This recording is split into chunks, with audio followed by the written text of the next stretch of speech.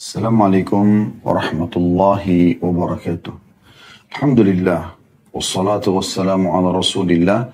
Segala puji dan puja kehadirat Allah subhanahu wa ta'ala, juga salawat dan taslim kepada Nabi besar Muhammad sallallahu alaihi wa ala alihi wa sahbihi wasallam. Saudaraku seiman, kita melanjutkan seperti biasa di hari Kamis siang pukul 13.00 sampai 14.00 insyaAllah pada buku kita Wanita Muslimah Inilah Surgamu yang ditulis oleh Syekh Abdullah bin Jarullah Al-Jarullah. Dan kita sudah membahas pada pertemuan yang lalu tentang keutamaan wanita yang taat kepada Allah, Rasulnya, dan juga suaminya. Dan sudah kita titik beratkan, ini adalah inti daripada kebahagiaan setiap muslimah. Bagaimana dia mengenal Tuhannya Allah Azza wa Jalla, lalu dia patuh terhadap perintah-perintah Allah dan meninggalkan larangan, juga patuh kepada Rasulullah sallallahu alaihi wasallam sebagai utusan Allah yang membawa syariat Allah kepada seluruh umat manusia ini, mengikuti perintah beliau dan meninggalkan larangannya, dan kemudian juga taat pada suami karena Allah dan Rasulnya yang memerintahkan untuk itu. Jadi tidak lagi melihat figuritas suami, tetapi lebih melihat kepada perintah Allah pada suami tersebut. Dan kita akan masuk insya Allah pada siang ini, semoga Allah berkahi, tentang harapan dan cita-cita yang diharapkan oleh penulis tentunya. Ya. Karena penulis ini menulis banyak bab-bab tentang bagaimana wanita muslimah masuk ke dalam surga, maka beliau ingin menitip pesan tentang harapan dan cita-citanya. Jadi kalau ada yang bertanya, apa yang dimaksud dengan judul kita, maka ini adalah yang dimaksud harapan dan cita-cita si penulis. Kita akan coba bacakan dan bedah insya Allah apa yang beliau ingin sampaikan kepada kita semua, terutama kepada kaum muslimat. Beliau mengatakan saudariku muslimah. Dan ini berarti kita memang dianjurkan untuk membaca atau memanggil setiap muslim sebagai saudara. Kalau laki-laki saudara muslim, kalau perempuan saudari muslimah. Dan ini kalimat yang sangat baik untuk digunakan dalam menyampaikan wasiat dan nasihat. Beliau mengatakan, kami berharap saudari sudi menutup aurat secara umum. Ini wasiat beliau, harapan beliau. Kami berharap sekali Anda tidak lagi punya pilihan lain dalam menutup aurat. Karena memang dalam menutup aurat ini banyak sekali maslahatnya. Buat Anda pribadi karena Anda patuh kepada Allah, juga buat kaum muslimin laki-laki yang lain. Ya, kaum muslimin laki-laki yang mungkin bisa tergoda dengan indahnya rambut Anda, ya, dengan putihnya kulit Anda, dan seterusnya. Anda selamatkan mereka dari fitnah-fitnah yang bisa bermudarat terhadap keimanan mereka, terhadap keislaman mereka. Ya. Beliau mengatakan, kami berharap saudari sudi menutup aurat secara umum seperti yang diperintahkan Allah kepada saudari. Jadi bukan karena tradisi, bukan karena perintah orang tua. Enggak, memang karena sesuai apa yang Allah perintahkan. Ya. Dan itu, kata beliau, saat berada di rumah. Di rumah maksudnya pada saat ada laki-laki yang bukan mahram. Ya. Seperti banyak di antara muslimat yang punya supir misalnya. Ya. Atau mungkin ada orang pembantu rumah tangga, PRT, tapi memang dari kaum laki-laki. Ada sebagian rumah seperti itu ya. Ada pembantu perempuan, ada pembantu laki-laki. Mungkin yang sering disuruh belanja ke pasar dan seterusnya, ini biasanya kaum laki-laki. Ini yang di sebagian rumah ada terjadi seperti itu ya. Maka beliau maksudkan saat berada di rumah menggunakan hijab sesuai apa yang Allah perintahkan. Supaya jangan keluar rumah saja, tapi dalam rumah pun pakai gitu ya. Jalan-jalan, pas Anda jalan keluar, Anda tutup aurat Anda. Pasar-pasar, pesta-pesta, kendaraan umum, pesawat, dan di berbagai sarana transportasi lainnya. Atau juga di kantor-kantor. Jadi di semua keadaan ini, semua tempat ini Anda tutup aurat Anda. Ya. Kemudian beliau mengatakan, bukankah saudari telah mengetahui ancaman Allah Azza wa Jalla, ancaman Allah yang maha kuasa, maha mulia terhadap wanita yang membuka auratnya di hadapan laki non mahram atau lelaki yang bukan keluarganya. Sudah kita jelaskan itu ya. Hadisnya yang dua golongan dari ahli neraka yang belum pernah aku lihat, kata Nabi SAW di masa hidup beliau. Yang pertama adalah sosok pengawal-pengawal yang membawa cambuk-cambuk dari ekor sapi yang mencambuk orang-orang secara zalim. Dan yang kedua adalah wanita yang berpakaian tapi seperti telanjang. Ya. Kemudian mereka condong dan mencondongkan, maksudnya condong untuk menggoda laki-laki, dan akhirnya laki-laki pada tergoda dengan dia. Rambut mereka seperti punuk unta yang sengaja diblow ke atas, yang dimodel ke kanan ke kiri, diuraikan sana, uraikan sini untuk menjadi penggoda, gitu ya. Mereka tidak akan mencium bau surga. Mereka tidak akan masuk dan tidak akan mencium baunya.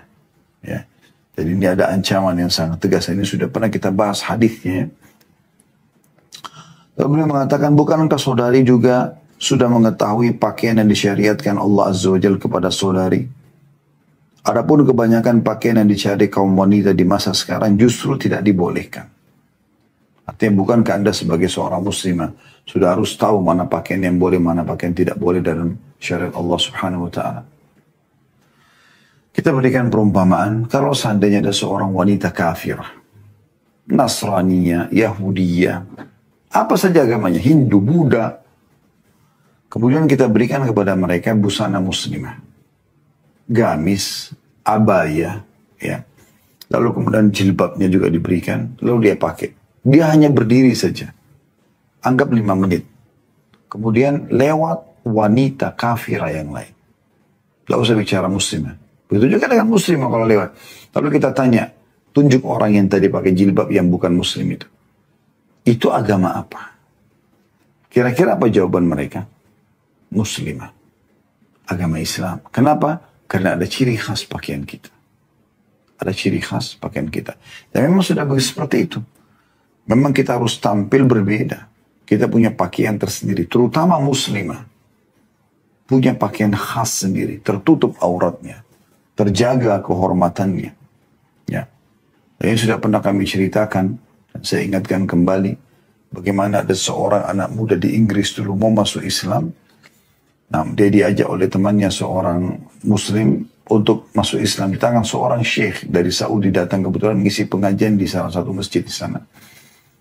Kemudian setelah selesai pengajian, kesempatan bertanya, kata anak muda yang muslim dari Inggris ini, Syekh, ini teman saya mau masuk Islam, tapi dia punya pertanyaan yang butuh dijawab dulu gitu.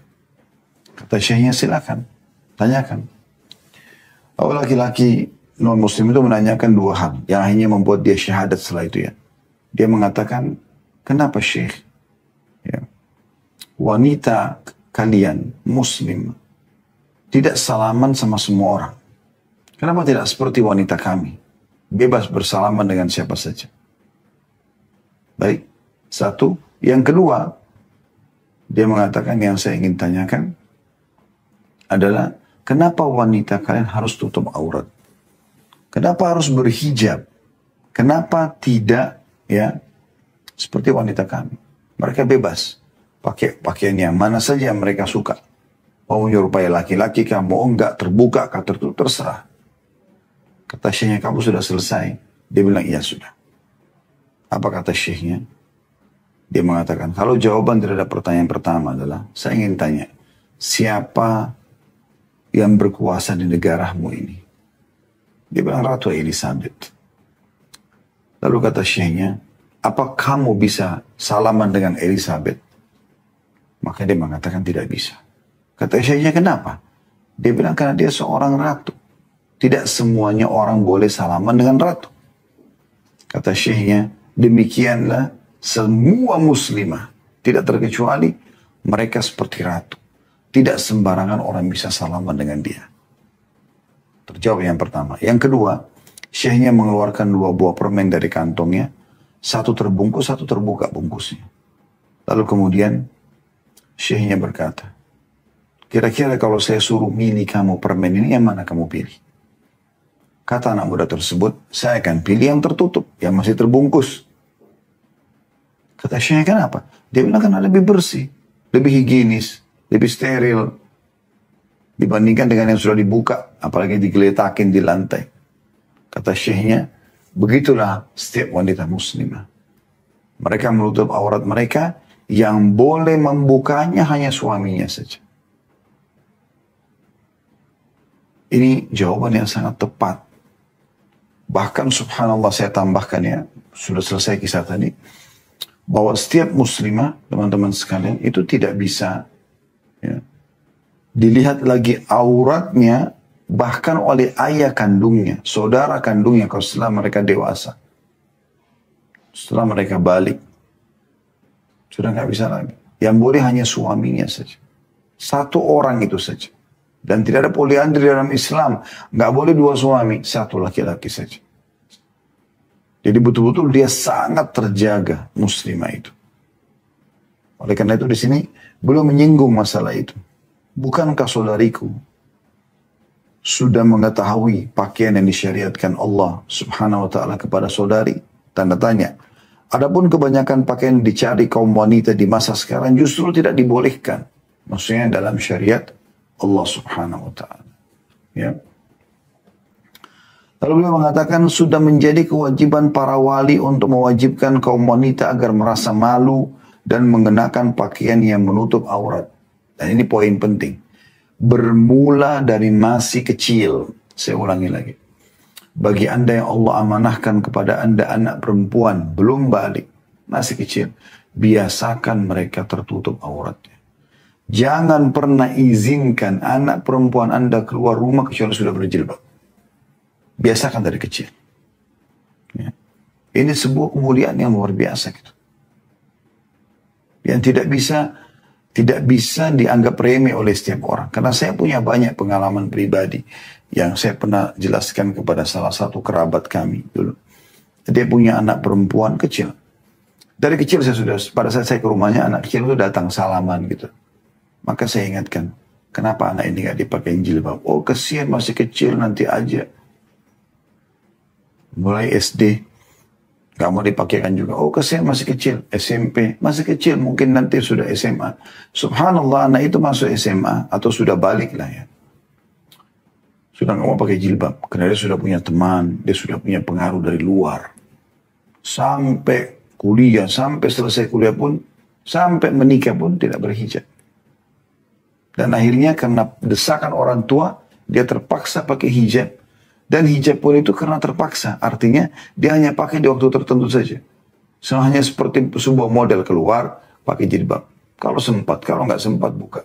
Kalau foto, kalau kumpul sama teman-teman, kerabat, ipar, yang juga bukan mahram, tetap aja nggak usah pakai. Nah ini poin yang akhirnya bekasnya, efeknya dari waktu kecil dibiarkan.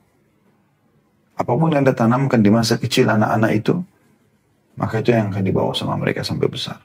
Kalau Anda sudah biasakan mereka tutup aurat, mereka sholat 5 waktu, mereka baca dan menghafal Al-Quran, mereka biasa mendengarkan sejarah Nabi SAW, mereka biasa mempelajari hadis-hadis Nabi SAW, maka mereka akan terbiasa dengan itu. Kalau tidak, maka akan terbiasa dengan alam yang lain. Dan pasti teman-teman sekalian tidak ada lagi di muka bumi ini jalan kecuali dua. Jalan Allah Azza wa Jalla, jalan Allah Sang Pencipta, dan ini disampaikan oleh utusan Allah para nabi dan rasul, dilanjutkan oleh para ulama dan dai. Anda kalau ke jalan itu, maka pastikan Anda akan dipandu ke jalan Allah Subhanahu wa taala Sang Pencipta satu-satunya.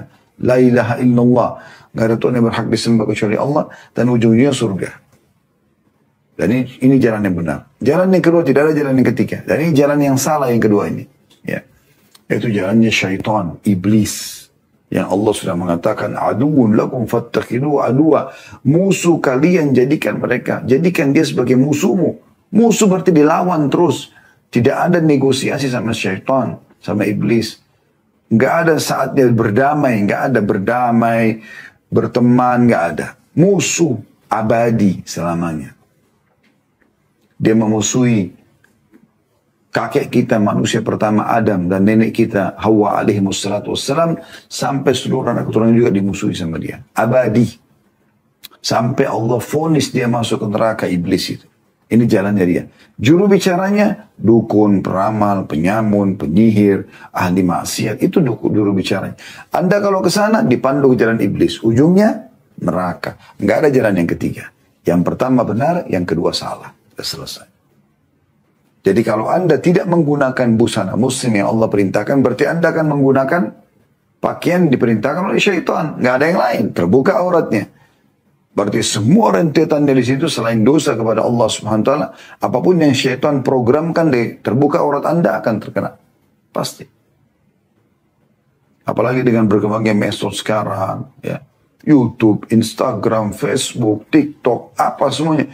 Ini sudah luar biasa gitu. Sudah makin memvulgarkan penampilan-penampilan mereka. Tadinya mereka masih tertutup di sekitar lokasinya, sekarang bisa terpublikasi bahkan ya sampai ke internasional. Berapa banyak dosa yang dipanen dari wanita seperti ini. Karena setiap orang yang lihat auratnya dia akan berdosa. Ya. Di sini beliau mengatakan sudah menjadi kewajiban para wali, ayah dan ibu, untuk mewajibkan kaum wanita agar mereka malu dan mengenakan pakaian yang menutup aurat mereka. Supaya para walinya selamat dari hisab hari kiamat dan juga dia selamatkan anaknya tadi. Seluruh pakaiannya harus diteliti. Jenis-jenis pakaian. Kecuali di rumah lain dia pakai di rumah tidak ada masalah. Ya. Apalagi sama suaminya. Tapi umumnya yang dipakai adalah tutup aurat. Walaupun dalam rumah kalau ada tadi yang bukan mahram atau keluar rumah secara umum. Kata beliau karena seorang wali, terutama ayah di sini, bertanggung jawab dan memang ditugaskan menjaga dan memelihara kaum wanitanya. Istrinya, ibunya, tantenya, anaknya, saudarinya. Sebagaimana Allah menjelaskan dalam surah An-Nisa, surah nomor 4 ayat 34. A'udzu billahi minasyaitonir rajim. Ar-rijalu qawwamuna 'alan nisa. Kaum laki-laki adalah pemimpin bagi kaum wanita. Pelindung, pendidik, pengatur, itu kaum laki-laki. Di sini masuk ayah kepada anak-anaknya, anak untuk ibu, tante, saudara untuk saudarinya, suami untuk istrinya. Semuanya masuk ke dalamnya. Ini semua pertanggungjawaban yang sangat berat di sisi Allah SWT pada hari kiamat kalau dibiarkan. Dan Allah memerintahkan agar kita menyelamatkan diri kita dan mereka semua dari api neraka. Agar jangan terjerumus pada pelanggaran-pelanggaran ini. Dalam surah At-Tahrim, surah nomor 66 ayat 6, Allah berfirman, A'udzu billahi minasyaitonir rajim. Ya ayyuhalladzina amanu qu anfusakum wa ahlikum naran wa quduha an-nas wal hijarah. Al-ayat. Hai orang beriman, selamatkan dirimu. Peliharalah dirimu dan keluargamu dari api neraka yang bahan bakarnya adalah manusia dan batu. Bermula dari masalah bahasan hijab dan masuk kepada bahasan-bahasan yang lainnya. Tapi masalah hijab ini masalah yang besar sekali, bukan masalah kecil. Masalah yang tidak boleh dianggap remeh. Selalu berikan pakaian yang tertutup. Biasakan mereka pakai pakaian tertutup. Kecuali untuk tidur. Tidur pun biasanya bagusnya kalau pun piyama dengan panjang. Ya. Sesekali mungkin Anda izinkan menggunakan baju pendek. Ya. Mungkin baju dengan pendek. Ya. Tapi kalau celana usahakan selalu lebih baik, lebih panjang, lebih baik. Gitu. Ya. Sehingga mereka terbiasa dengan itu. Biasanya subhanallah para muslimah ini kalau sudah dibiasakan oleh walinya atau orang di sekitarnya dengan hijab dia punya rasa malu tersendiri. Sampai-sampai pada tingkat kalau seandainya ada orang yang masuk nyelonong ke rumahnya lalu kemudian melihat dia tidak tutup auratnya, dia merasa malu sekali, risih. Wajahnya mungkin memerah, dia lari ke dalam kamar, mungkin dia marah. Itu ciri orang yang memang tutup aurat karena Allah Subhanahu wa taala. Kalau orang tutup aurat hanya karena desakan, lingkungan, keadaan, maka pastikan mereka akan ya begitu saja. Mereka akan begitu saja. Artinya Tidak ada masalah. Dilihat orang atau tidak dilihat orang, bagi dia hal yang biasa gitu. Ya. Jadi sering kali terjadi. Di Indonesia ini sering kali terjadi gitu. Di rumah mereka nggak pakai hijab, pakai celana pendek, pakai baju tidur, sepupu datang, ya, sepupunya bukan mahramnya, gitu kan? Atau suami tantenya, itu kan bukan mahram dia, ya. Ipar, bukan mahram semua ini.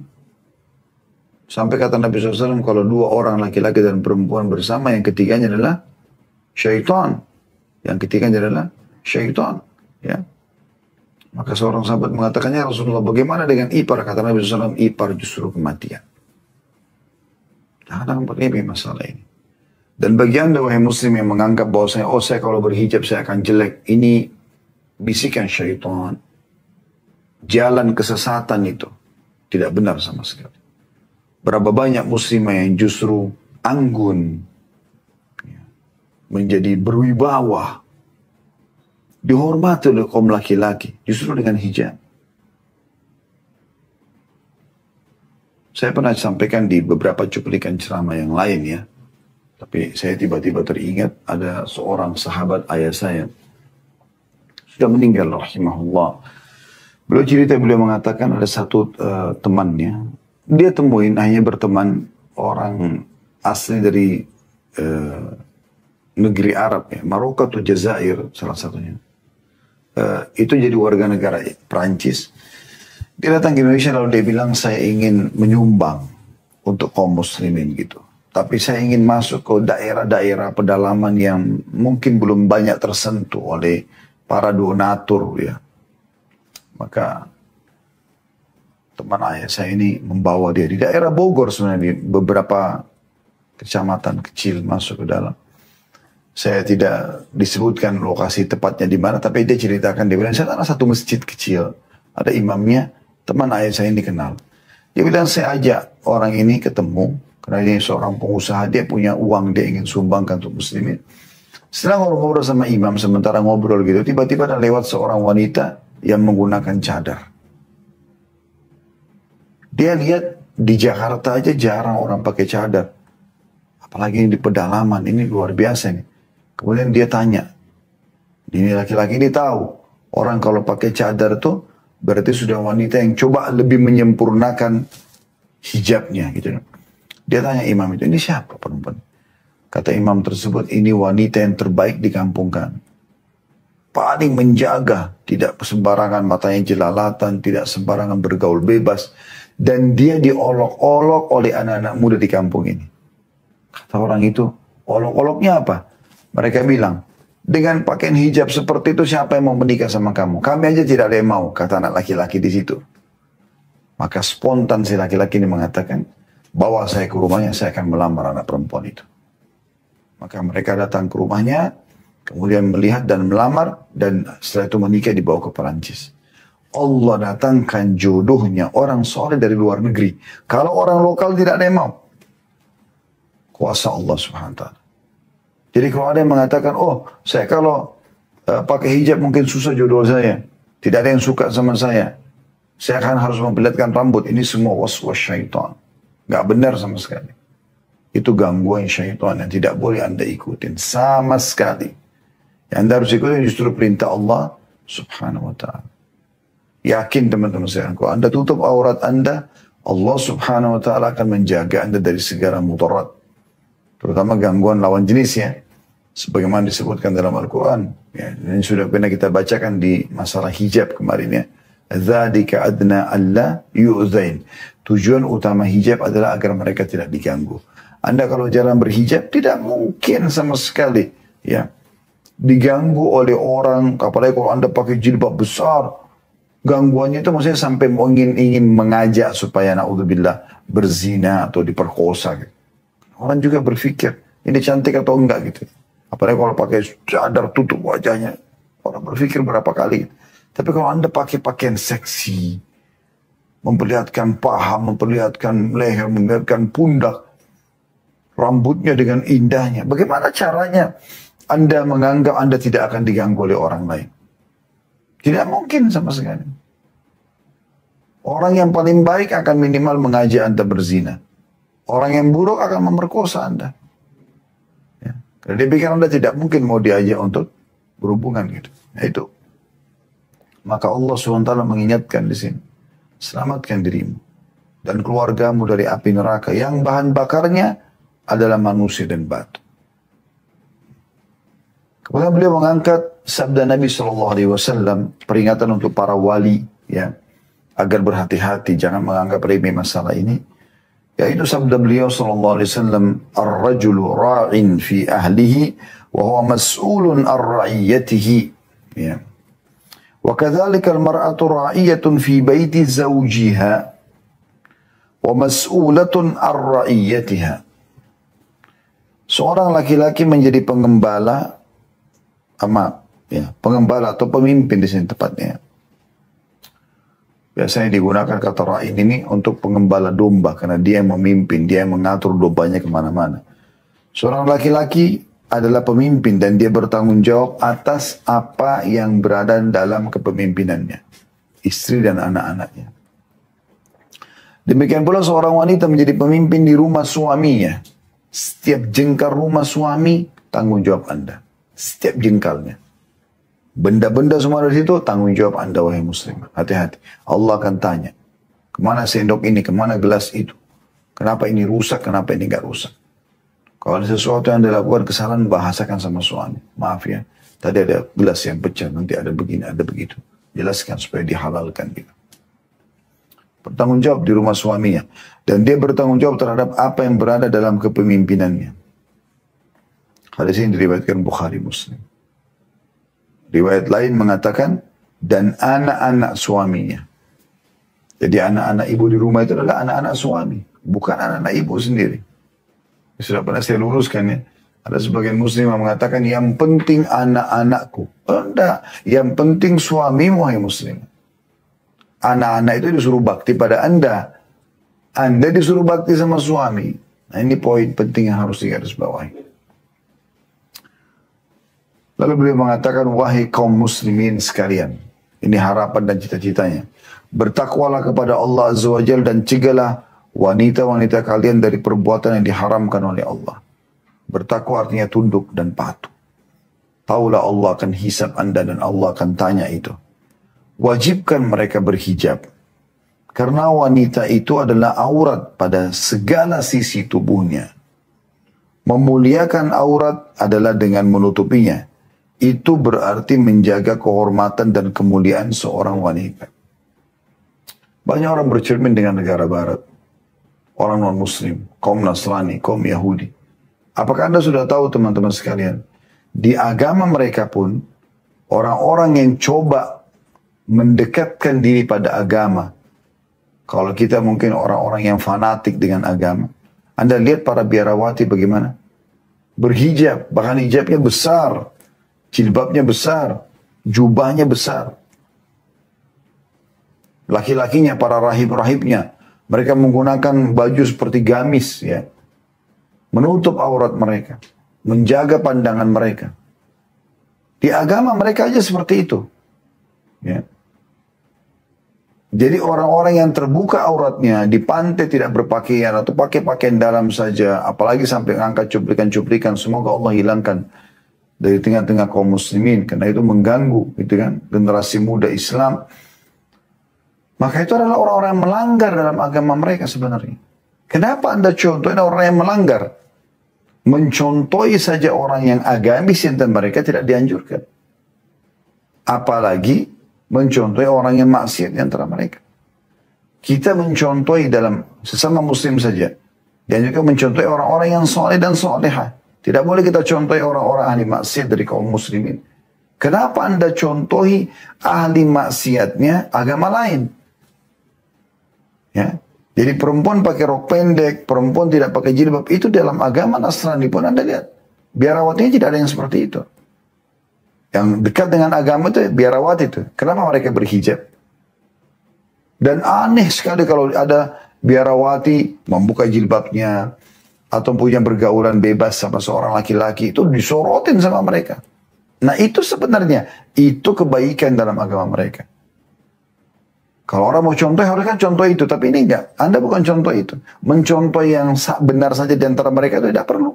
Karena agama kita sudah ajarkan kita mana yang benar dan mana yang salah.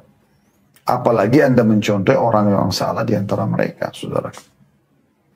Jadi jangan terpengaruh dengan pakaian-pakaian mereka. Anda nukil semuanya dengan menganggap ini adalah modern. Ini nggak benar. Ada sebuah materi yang dipelajari di kampus-kampus Islam. Kalau memang mereka belajar materi ini, dan kami dulu pernah belajar, namanya Ghazul Fikr. Perang budaya. Bagaimana orang-orang muslim ini, mereka untuk memerangi kaum muslimin, bukan hanya sekitar dengan pedang, ya. Sering kita dengar dulu ada perang salib, segala macam. Itu bukan cuma itu. Tapi bagaimana mereka masuk ke dalam kaum muslimin untuk memerangi mereka agar mengubah agama mereka yang sudah dijadikan sebagai tradisi. Karena kita orang Islam menjadikan Islam sebagai tradisi kita, bukan tradisi yang kita Islamkan. Sehingga semua muslim dan muslimah punya standarisasi ya hukum, peraturan dalam hidup mereka. Dalam pekerjaan, dalam rumah tangga, dalam segala hal gitu. Ya. Maka ini diubah sama mereka. Bermula dari pakaian, bermula dari pergaulan. Bahkan kita temukan di Indonesia pun ada. Mungkin kalau kita lihat KTP-nya laki-laki itu bernama Muhammad. Mungkin ya perempuannya bernama Siti Aisyah atau Aisyah misalnya. Nama-nama yang mulia. Tapi kita temukan tidak berhijab. Kehidupannya di diskotik, mabuk-mabukan, obat-obatan. Mana muslimnya ini? Kenapa kita tidak tampil dengan ciri khas kita? Kenapa Anda ambil yang terburuk dari agama lain? Mereka narkotika, mabuk-mabukan itu buruk di pandangan mata mereka, di agama mereka. Kenapa Anda nukil itu ke dari kehidupan Anda? Apakah orang minum jahe dan susu tidak nikmat? Nikmat teman-teman sekalian. Lalu kenapa harus khamr? Kenapa harus narkotika? Sudah dijelaskan oleh para ilmuwan itu buruk untuk kesehatan. Allah pun permalukan para pelaku-pelakunya itu. Kenapa Anda pilih itu? Kenapa Anda nggak pilih yang halal dan jelas? Minum-minum yang sehat, makan makanan yang sehat, berpenampilan yang berapi, yang tertutup aurat, yang juga Anda terlihat di bawahnya. Kenapa Anda lakukan itu? Kenapa harus sesuatu yang buruk, teman-teman sekalian? Saudaraku seiman, bagi Anda yang pegang buku ini, Anda bisa lihat di bagian belakang sekali, di cover buku ini. Yaitu beliau mengatakan kaum wanita menjadi salah satu fitnah terbesar bagi umat ini pada saat mereka melanggar agama.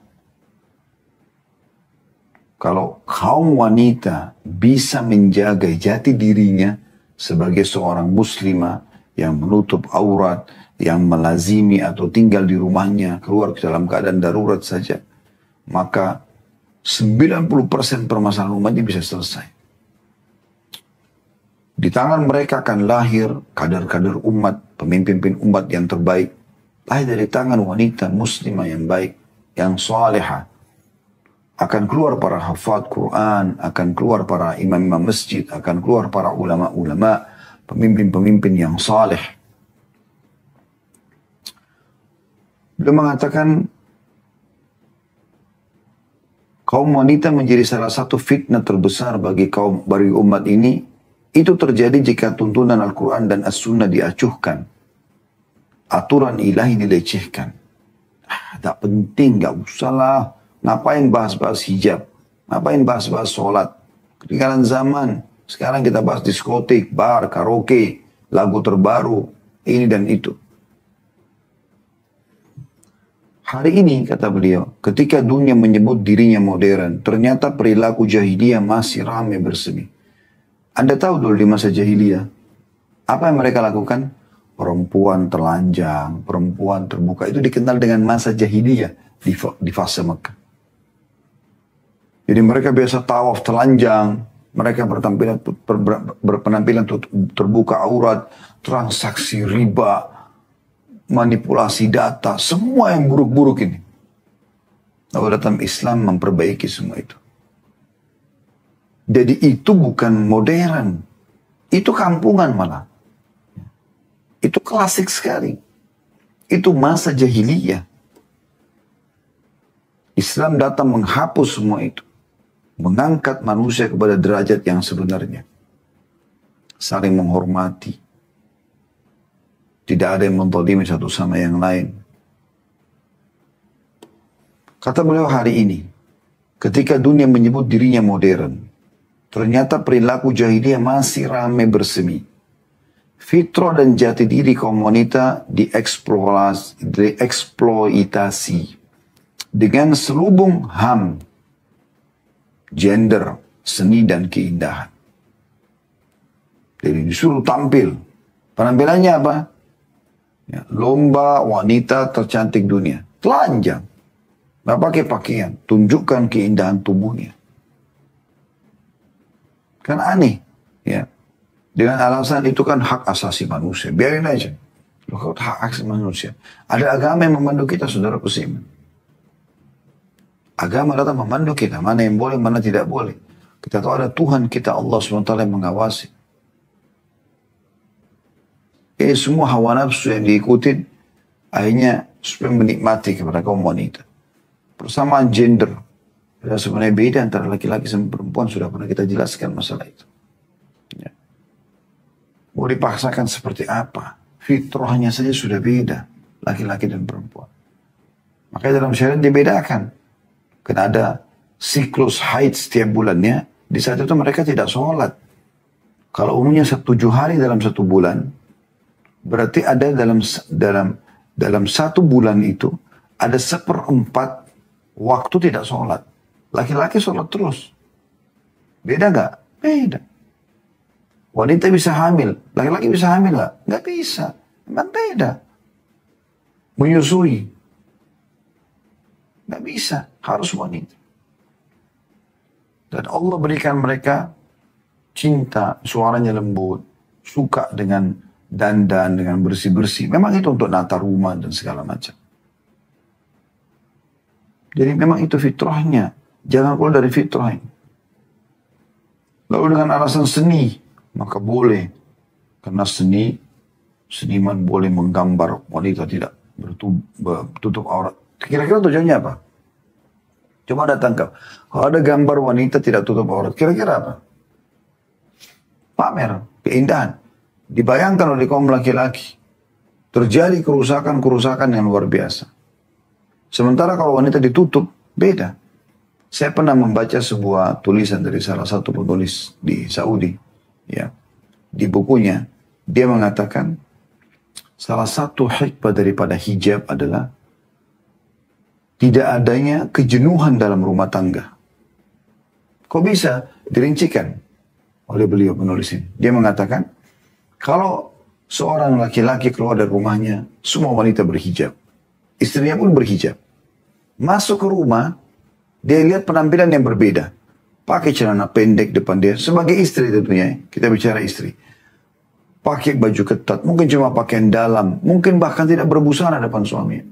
Maka itu membuat suaminya makin sayang sama dia. Karena memang tidak ada wanita lain yang dia lihat. Tidak ada pilihan lain.